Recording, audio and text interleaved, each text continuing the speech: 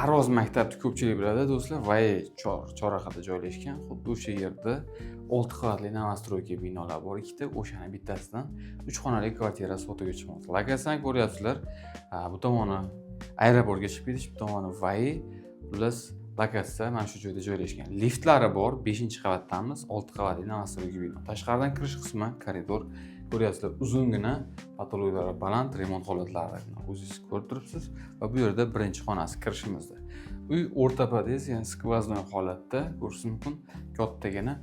Bu yer ikkinchi xonasi, bolalar xonasi va bu tomonda esa yotoqxona qismlarini ko'rishingiz mumkin. Va bu yerda umumiy sanuzel, kafel qilingan holatlari yaxshi holatda. Va oxirida oshxona qismlari. Skvoznoy holatda 5-qavatda 66 kvadrat foydali maydonga ega va eng muhimi o'zida balkoni ham mavjud. Dvorga qaragan, ikkita dom bir-biriga qaragan.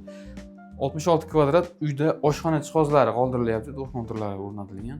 Narxi segilar tomonidan $41 ming ga baholanyapti. Albatta kam bor. Ma'qul bo'lgan bo'lsa, quyidagi raqamlarga aloqaga chiqsangiz bo'ladi. Bizga obuna bo'lib qo'ying, sizlarga bundan ham yaxshi filan ulashib boramiz.